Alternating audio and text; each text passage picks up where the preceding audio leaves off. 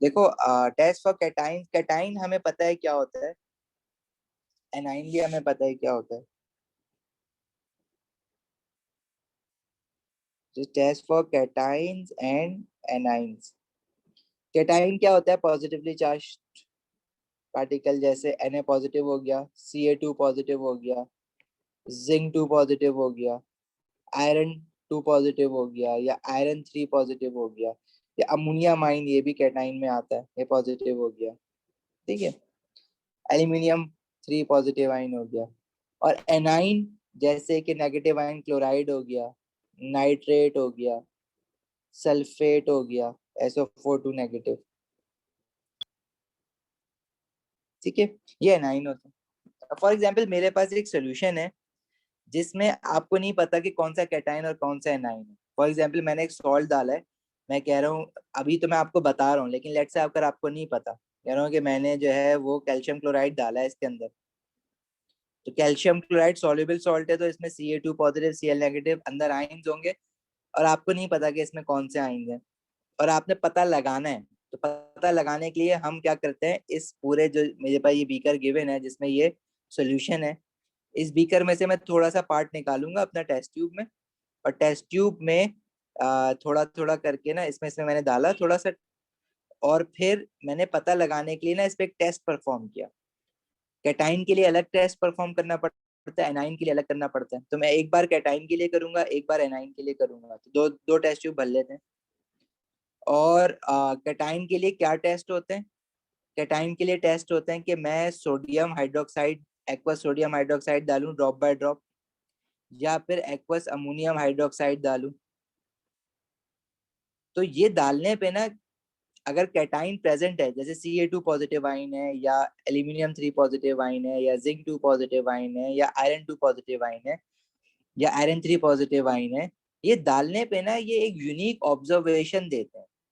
जैसे हम लोगों ने अभी सॉल्ट प्रिपरेशन में प्रेसिपिटेट पढ़ा था ना, तो या तो ये प्रेसिपिटेट देंगे डिफरेंट कलर का, या फिर ये प्रेसिपिटेट डिसॉल्व होगा या नहीं होगा सोडियम हाइड्रोक्साइड में एक्सेस डालने पे।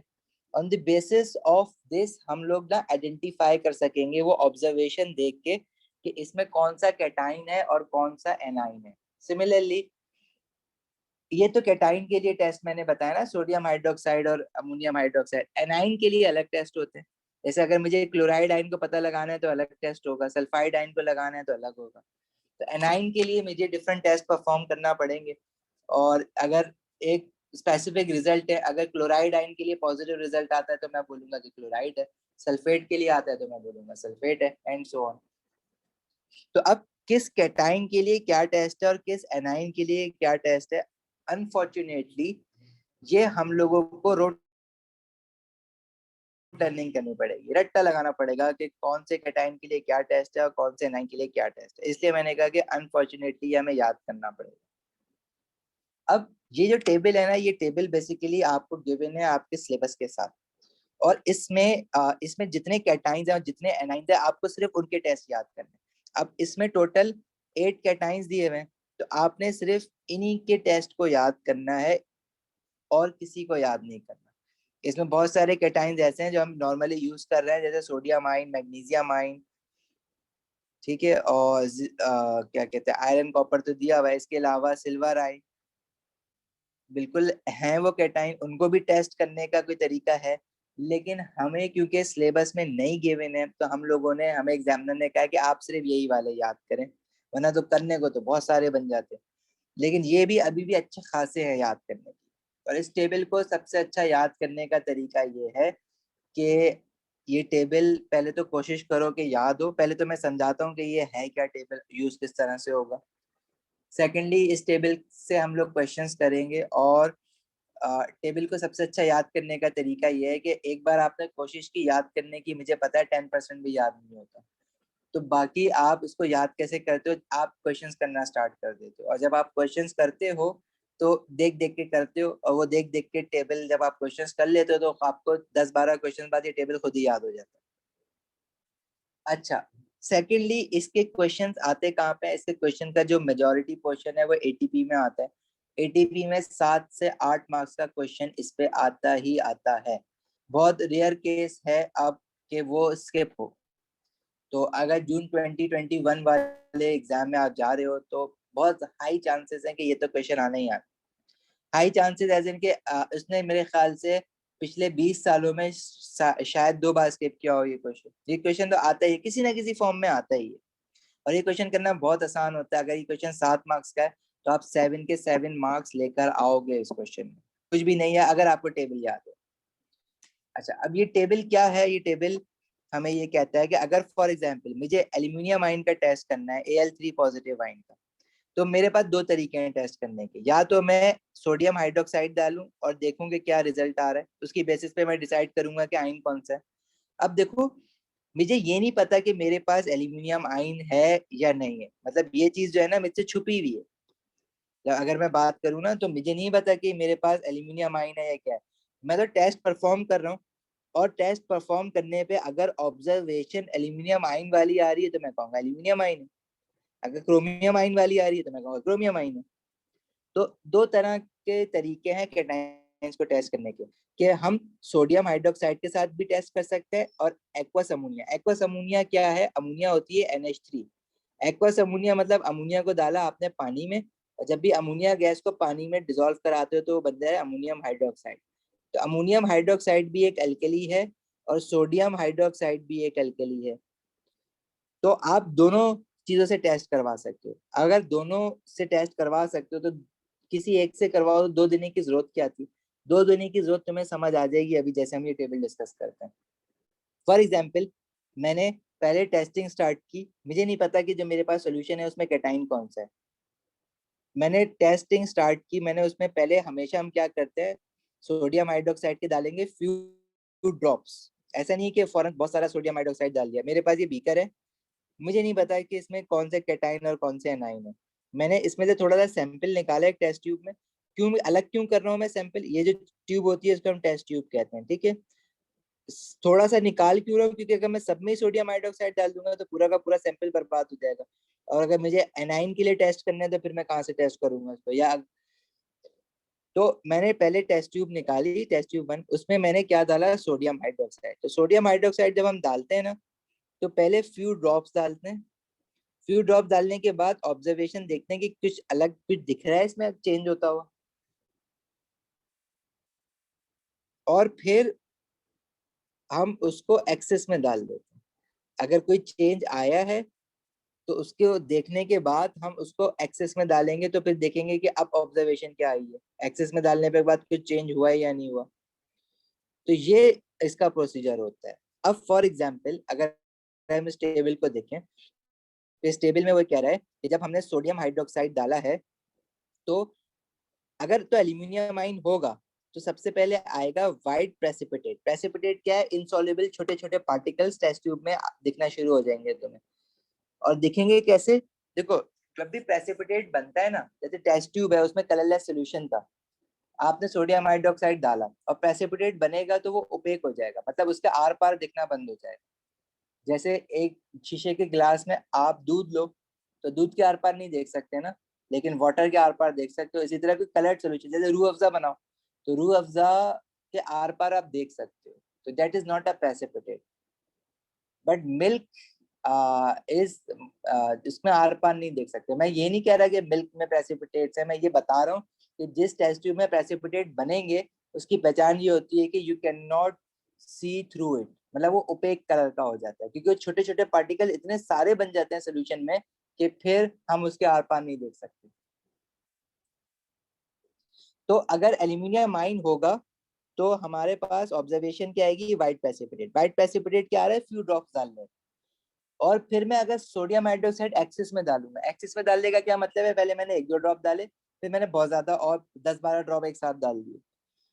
अगर जो व्हाइट प्रेसिपिटेट बना है वो सॉल्युबल हो जाता है एक्सिस में, मतलब गायब हो जाता है वापस, दोबारा दोबारा से सोल्यूशन कलरलेस बन जाएगा, मतलब आर पार देख सकते हो दोबारा से उसमें। तो इसका मतलब है कि एल्यूमिनियम आयन प्रेजेंट है। तो white precipitate soluble in excess giving a colorless solution, it means aluminum ions are present। अच्छा जी, अब यही टेस्ट अगर हम एक्वस अमोनिया के साथ करते तो क्या होता? एक्वस अमोनिया के साथ white PPT insoluble in access, वो डिफरेंट टेस्ट आ रहा है, मतलब ऑब्जर्वेशन डिफरेंट आ रही है उसके अमोनिया के साथ, सोडियम हाइड्रोक्साइड के साथ डिफरेंट है। इसका हमें एक फायदा होगा, वो फायदा भी आपको आएगा समझ। अभी आगे चलते हैं। अगर अमोनियम आयन प्रेजेंट है तो सोडियम हाइड्रोक्साइड डालने पे अमोनिया गैस प्रोड्यूस्ड होगी, और अमोनियम आयंस का एक्वस अमोनिया के साथ किसी किस्म का कोई रिएक्शन नहीं है। मतलब तुम देखो, अगर मैं कह रहा हूँ कि अमोनिया गैस प्रोड्यूस्ड हो रही है ना सोडियम हाइड्रोक्साइड डालने पे, तो जब अमोनिया डालोगे तो अमोनियम आयन से अमोनिया थोड़ी प्रोड्यूस्ड होगी, इसलिए इसका टेस्ट जो है वो है ही नहीं हमारे पास ना, बेकार है। इसी तरह कैल्शियम आयन के लिए देखो कि white PPT insoluble in access, और अगर एक्वस अमोनिया के साथ करेंगे तो नो प्रेसिपिटेट। तो अगर कोई प्रेसिपिटेट नहीं आ रहा तो मैं कहूंगा कैल्शियम आयन। अगर सोडियम हाइड्रोक्साइड डाला है व्हाइट प्रेसिपिटेट और सॉल्युबल नहीं है एक्सेस में, तो मैं कहूंगा कैल्शियम है। अब अगर एल्यूमिनियम की और कैल्शियम की अगर आप ऑब्जर्वेशन पे नोटिस करो, दोनों की पहली ऑब्जर्वेशन सेम है, व्हाइट पीपीटी, और कैल्शियम की भी क्या है, white PPT, white PPT, white PPT. लेकिन एक्सेस डालने पे एल्यूमिनियम के साथ एल्यूमिनियम पीपीटी सॉल्युबल हो गए, लेकिन कैल्शियम पीपीटी इनसॉल्युबल है, मतलब वो डिसॉल्व नहीं हुए दोबारा। तो ये डिफरेंस की वजह से हम पहचान सकेंगे कि हाँ भाई एल्यूमिनियम है या कैल्शियम है। इसी तरह क्रोमियम की देखो तो वो सिंपल है, ग्रीन पीपीटी आएगा पहले सोडियम हाइड्रोक्साइड डालने पे, soluble in excess giving a green solution, dissolve तो हो जाएगा लेकिन सोल्यूशन ग्रीन कलर का होगा। इसी तरह अमोनिया के साथ green PPT insoluble in excess, copper का light blue PPT insoluble in excess, ammonia के साथ light blue PPT soluble in excess giving a dark blue solution. अब ये रटना है, देखो याद करना है। आयरन का, आयरन टू पॉजिटिव आयन का green PPT insoluble in access, और एक्वस अमोनिया के साथ green PPT insoluble in access, same observation है। आयरन थ्री पॉजिटिव आयन का red brown PPT insoluble in access. अब देखो आयरन थ्री पॉजिटिव आयन है तो रेड ब्राउन पीपीटी आया, टू पॉजिटिव है तो ग्रीन पीपीटी आया, तो डिफरेंस पता चल गया। हमें पता चल गया कि भाई सोल्यूशन में जो है आयरन टू पॉजिटिव आयन है या आयरन थ्री पॉजिटिव आयन है। इसी तरह एक्वस अमोनिया के साथ red brown PPT insoluble in access, same है। जिंक की ऑब्जर्वेशन अगर देखो तो white PPT soluble in excess giving a colorless solution। यही सेम ऑब्जर्वेशन एल्यूमिनियम आयन के साथ भी थी, white PPT soluble in excess giving a colorless solution। अगर आप सोडियम हाइड्रोक्साइड के साथ टेस्ट कर रहे हो तो आप, अगर व्हाइट पीपीटी आता है वो soluble in excess हो जाता है, तो आप जो है फिर तो कहोगे कि भाई वो तो एल्यूमिनियम भी हो सकता है और जिंक भी हो सकता है, मुझे क्या पता कौन सा है। इसलिए हम लोग एक्वस अमोनिया के साथ भी टेस्ट करके देखते हैं। एक्वस अमोनिया के साथ देखो एल्यूमिनियम की ऑब्जर्वेशन डिफरेंट है। एल्यूमिनियम की ऑब्जर्वेशन क्या है, white PPT insoluble in access, लेकिन जिंक की ऑब्जर्वेशन डिफरेंट है, white PPT soluble in access. तो अगर हम एक्वस अमोनिया के साथ करेंगे तो कंफर्म हो जाएगा, अगर सॉल्युबल पीपीटी सॉल्युबल है तो वो जिंक है, अगर इनसॉल्युबल है तो वो एल्यूमिनियम है। कोई सवाल जहन में, कोई क्वेरी आ रही है तो पूछ सकते हो। ओके अच्छा, इसी तरह टेस्ट फॉर कैटाइंस के बाद हमारे पास टेस्ट फॉर एनाइंस भी हैं। एनाइंस भी हमारे पास बहुत सारे एनाइंस होते हैं, लेकिन हमारे पास सिर्फ इन 5 एनाइंस का टेस्ट है। अब ये जो टेस्ट है ना, ये डिफरेंट है हर एनाइन के लिए। अगर हम डाइल्यूट एसिड डालते हैं, कोई भी कार्बोनेट एनाइन प्रेजेंट है, तो हमें पता है कार्बन डाइऑक्साइड गैस बनेगी, और जब कार्बन डाइऑक्साइड गैस बनती है तो उसके एफएफएसएस बनते हैं। ये वर्ड एफएफएसएस याद रखते हैं। देखो जब भी किसी सोल्यूशन में गैस बनती है, तो गैस जो है, अगर हाइड्रोजन गैस है, ऑक्सीजन गैस है, तो वो बबल्स बन के बाहर निकलते हैं। लेकिन जब कार्बन डाइऑक्साइड गैस बनती है तो वो जो बबल्स होते हैं वो इन द फॉर्म ऑफ एफेबेसेंस बनते हैं, मतलब वो फोम बनाता है, एक झाग बनाता है। जैसे सॉफ्ट ड्रिंक की बोतल है, उसको अगर आप हिलाते हो तो आप, जो कार्बन डाइऑक्साइड गैस उसमें होती है जब वो बाहर निकलती है, तो वो, देखा है जिस तरह से सॉफ्ट ड्रिंक निकलती है, वो carbon dioxide gas in the form of effervescence निकल रही होती है, उसको हम एफेबेसेंस कहते हैं। इसी तरह क्लोराइड का जो टेस्ट है वो क्या है, acidify with dilute nitric acid. अब ये पूरी स्टेटमेंट आपको याद रखनी है, acidify with dilute nitric acid then add aqueous silver nitrate. और अगर वाइट प्रेसिपिटेट आ रहा है तो इट मींस कि क्लोराइड आयन प्रेजेंट है, अगर नहीं आ रहा तो नहीं है। सिमिलरली आयोडाइड आयन का क्या टेस्ट है, acidify with dilute nitric acid then add aqueous silver nitrate. Silver nitrate का फॉर्मूला क्या होता है, AgNO3। ठीक है, अक्सर वो फॉर्मूला भी लिख देता है, बोलता है बताओ कि सिल्वर नाइट्रेट डाला था और नाइट्रिक एसिड के साथ किसी आयोडाइड आयन के सॉल्यूशन में, तो ऑब्जर्वेशन क्या आएगी, तो आप क्या लिखोगे, आपके पास येलो प्रेसिपिटेट आएंगे। इसी तरह नाइट्रेट आयन का टेस्ट क्या है, add aqueous sodium hydroxide, then add aluminium foil. Aluminium foil क्या है, छोटे छोटे एल्यूमिनियम के पीसेस, जो घरों में आप एल्यूमिनियम फॉइल यूज करते हो उसके छोटे से पीस करके आप डाल दो उसमें, और फिर उसको वार्म करो। वार्म करने पे अगर अमोनिया गैस प्रोड्यूस हो रही है तो इट मीन्स के नाइट्रेट आयन प्रेजेंट है, वरना नहीं है। सिमिलरली सल्फेट आयन का टेस्ट क्या है, acidify with dilute nitric acid, then add aqueous barium nitrate। barium nitrate is BaNO3, और बेरियम 2 पॉजिटिव होता है तो BaNO3 2 हो जाएगा। और क्या कहते हैं, अगर सल्फेट आयन प्रेजेंट है तो ऑब्जर्वेशन में हमें क्या मिलेगा, व्हाइट प्रेसिपिटेट, और white precipitate insoluble in access dilute nitric acid. मतलब एसिड अगर आपने और डाला, क्योंकि देखो व्हाइट प्रेसिपिटेट जो है ना, दो इसके साथ आ रहे हैं, क्लोराइड के साथ भी सल्फेट के साथ भी, लेकिन देखो टेस्ट डिफरेंट है दोनों के। ठीक है, क्लोराइड के साथ सिल्वर नाइट्रेट डाला है और सल्फेट के साथ बेरियम नाइट्रेट डाला है, तो इसमें अगर व्हाइट प्रेसिपिटेट आ रहे हैं तो it mean sulphate ion present है। इसी तरह हमारे पास क्या कहते हैं, टेस्ट फॉर गैसेस भी है। अब जैसे अमोनिया गैस यहाँ पे निकल रही है ना, तो अमोनिया गैस जो होती है वो कलरलेस गैस होती है, NH3 इज कलरलेस गैस। तो आपको कैसे पता चलेगा कि कलरलेस कोई गैस निकल रही है, कार्बन डाइऑक्साइड की तो एफिशिएंसी आ गया, पहचान गए।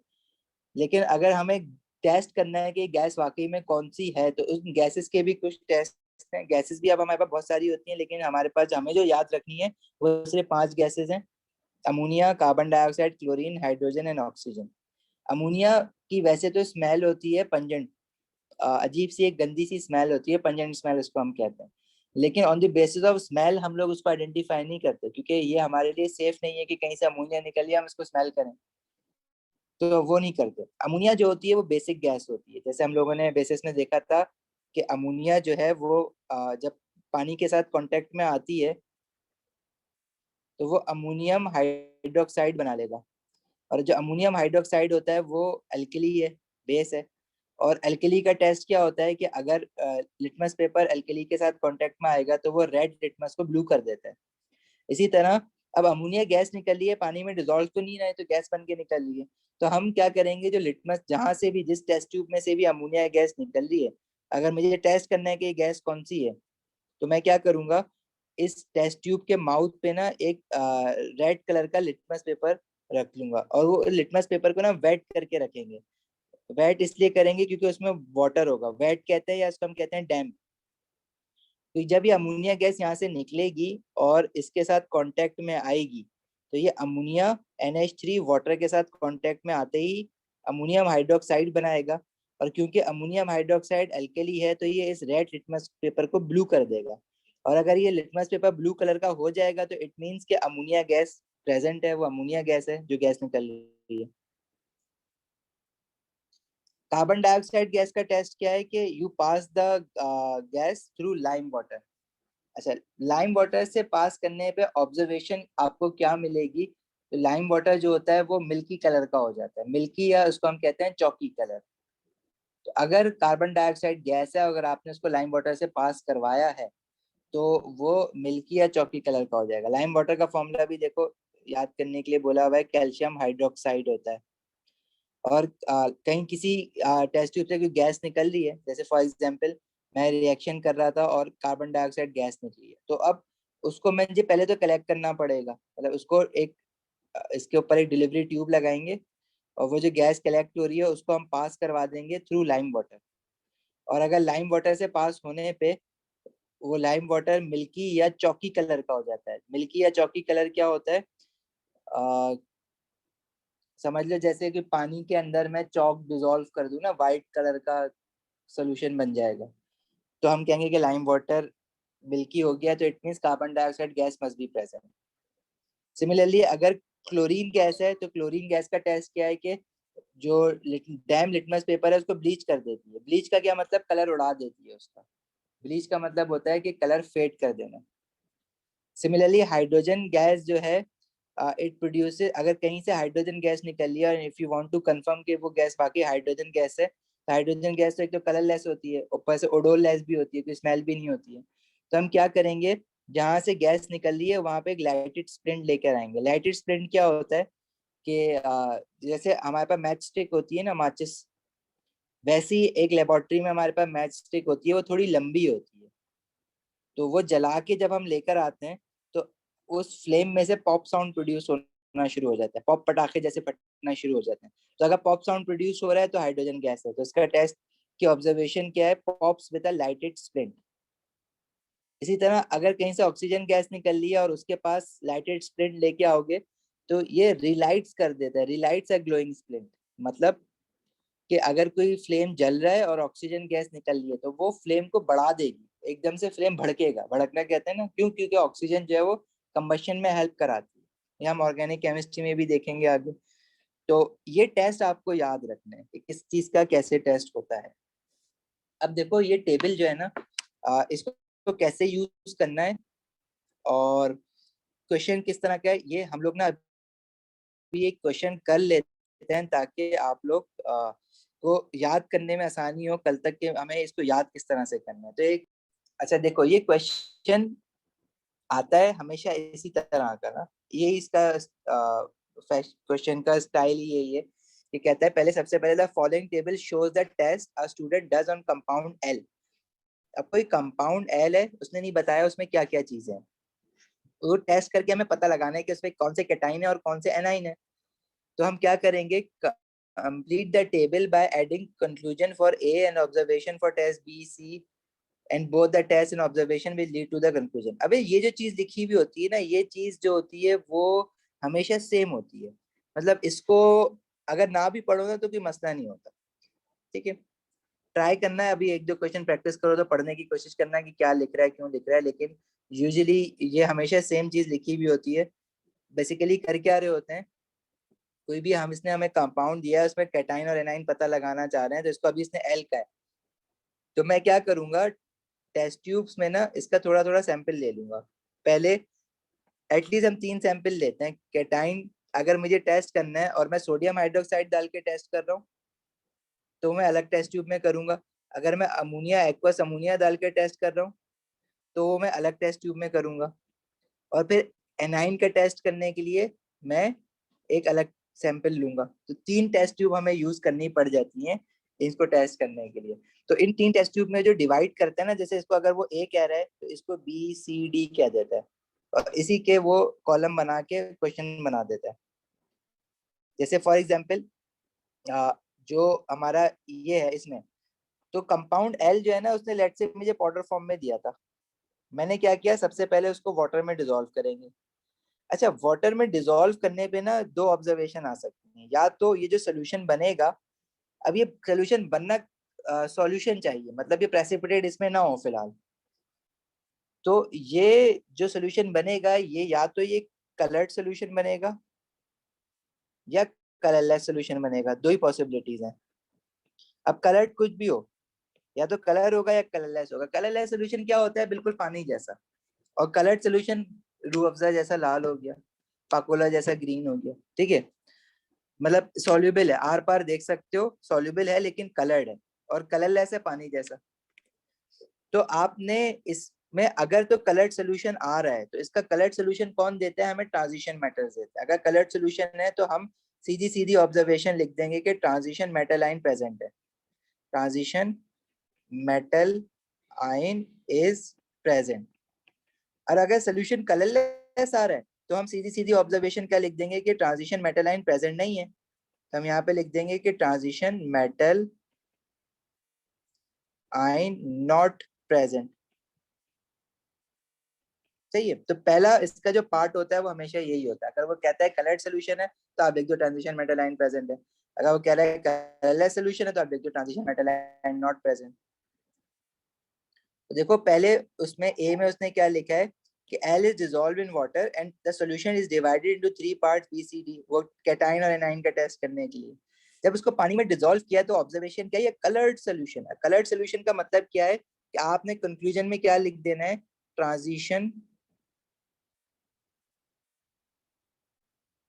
मेटल आइन इज प्रेजेंट, ठीक है।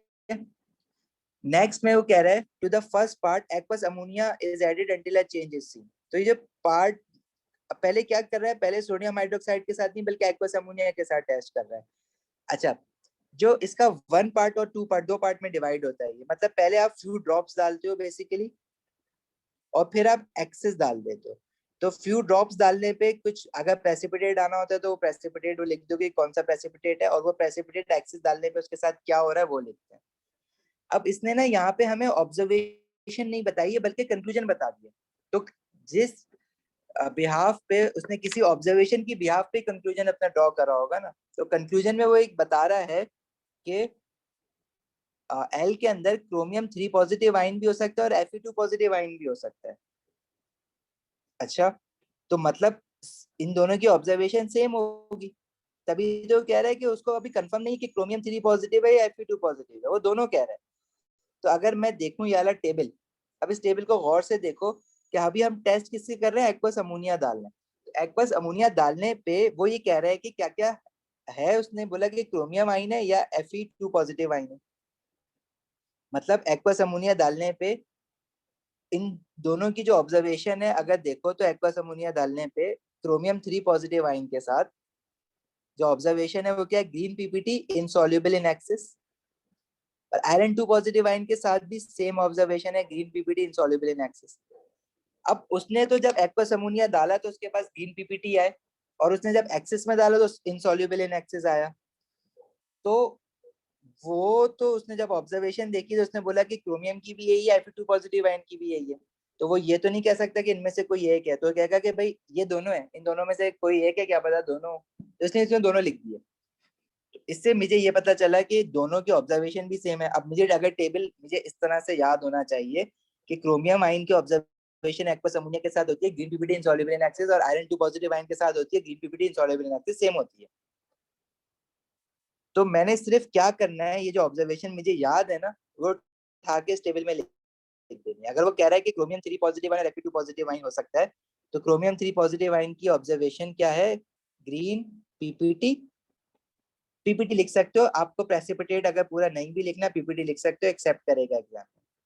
और जब एक्सेस डाला है तो वो इन पीपीटी इनसॉल्युबल इन एक्सेस।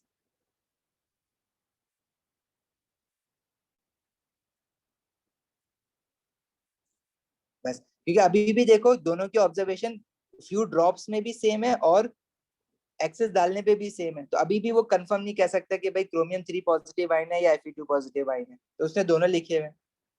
समझ आई यहाँ तक बात? अगर किसी को कोई प्रॉब्लम है तो पूछो जरा।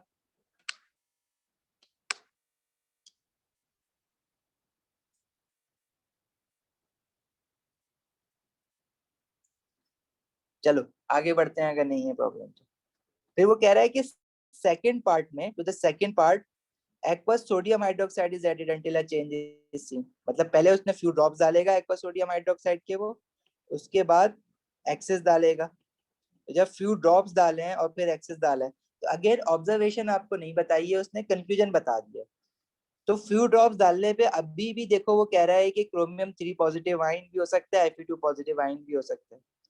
लेकिन जब उसने एक्सेस डाला है तो उसने अब सिर्फ क्रोमियम 3 पॉजिटिव आयन कर दिया। तो इट मींस कि इसकी ऑब्जर्वेशन फ्यू ड्रॉप डालने पे दोनों की साथ सेम आ रही होगी सोडियम हाइड्रोक्साइड डालने पे, लेकिन एक्सेस सोडियम हाइड्रोक्साइड डालने पे ऑब्जर्वेशन डिफरेंट हुई है, और on the basis of those observation he decided कि क्रोमियम 3 पॉजिटिव आयन प्रेजेंट है। तो क्रोमियम 3 पॉजिटिव आयन वाली ऑब्जर्वेशन आई होगी। अब अगर टेबल को देखो, इस टेबल में सोडियम हाइड्रोक्साइड जब डाला है तो क्रोमियम 3 पॉजिटिव आयन के साथ जो ऑब्जर्वेशन है ग्रीन पीपीटी आता है पहले, soluble in axis giving a green solution. और जब आयरन 2 पॉजिटिव आयन के साथ ऑब्जर्वेशन किया है सोडियम हाइड्रोक्साइड डालने पे, ग्रीन पीपीटी इनसॉल्युबल इन एक्सिस। अब ये डिफरेंट है observation, on the basis of difference in observation he can decide कि मेरा क्रोमियम आयन है या आयरन आयन है। तो उसने क्या बोला है कंक्लूजन में कि क्रोमियम आयन प्रेजेंट है। उसने पहले बोला कि दोनों हो सकते हैं, सोडियम हाइड्रोक्साइड या फ्यू ड्रॉप्स डाला है, क्योंकि शुरू में फ्यू ड्रॉप्स डालने पे दोनों के ग्रीन पीपीटी आ रहे हैं। मतलब अगर मैं फ्यू ड्रॉप्स डाला है दोनों के ग्रीन पीपीटी आ रहे हैं, तो अभी भी वो नहीं बता सकता कि भाई के हमारे पास कौन सा है। वो कह रहा है दोनों के ग्रीन पीपीटी आते हैं फ्यू ड्रॉप्स डालने पे। लेकिन जब एक्सेस सोडियम हाइड्रोक्साइड डालोगे तो देखो ऑब्जर्वेशन डिफरेंट है। एक्सेस सोडियम हाइड्रोक्साइड डाला है तो क्रोमियम के साथ क्या है, soluble in excess giving a green solution. लेकिन आयरन 2 पॉजिटिव के साथ इनसॉल्युबल इन एक्सेस।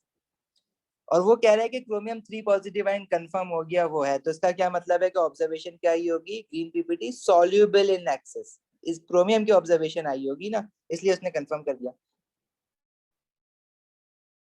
तो यहाँ पे क्या लिखोगे, ग्रीन पीपीटी, और फिर नीचे इसमें क्या लिखोगे एक्सेस डालने पे, soluble in excess giving a green solution। ठीक है,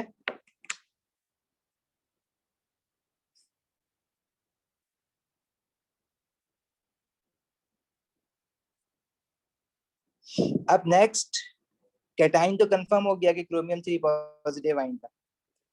एनाइन कंफर्म करने के लिए उसने ना आपको टेस्ट बताया ना आपको ऑब्जर्वेशन बताई, फाइनल रिजल्ट बता दिया कि सल्फेट आयंस प्रेजेंट है।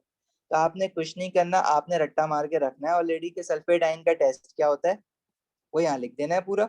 और सल्फेट आयन डालने पे ऑब्जर्वेशन, अगर सल्फेट आयन है तो वो टेस्ट करने पे ऑब्जर्वेशन क्या आती है वो लिख देना है यहाँ पे पूरा। तो ये आपको याद होना चाहिए। अब इस टेबल में अगर जो आप देखो कि सल्फेट आयन का यहाँ पे आपको टेस्ट भी गिवन है और ऑब्जर्वेशन भी गिवन है, तो ये आपको याद होनी चाहिए एज इट इज। और आपने उठा के एग्जाम में कुछ नहीं करना, जो आपको याद है आपने बस सिंपल कॉपी पेस्ट कर देना है ऐसे। ठीक है, तो सल्फेट आयन का टेस्ट क्या लिखोगे, acidify with dilute nitric acid, then add aqueous barium nitrate। मतलब ये वाली चीज एज इट इज यहाँ लिखनी है। और ऑब्जर्वेशन क्या है, white PPT insoluble in access dilute nitric acid, white PPT insoluble in excess dilute nitric acid. ठीक है, समझ आया। ये क्वेश्चन जो है वो 3+3 6 7 8 9 9 मार्क्स का क्वेश्चन है। मार्क्स कहीं नहीं जाते इसमें अगर आपको ये टेबल याद है, क्योंकि आपने अपना दिमाग ही नहीं लड़ाना इसमें, आपको जो याद है वो उसके हिसाब से आपने टेबल फिल कर देना है। जी, एमन, हफ्सा, शानदाना, शमाइल, आपकी प्रॉब्लम है तो पूछ लो जरा।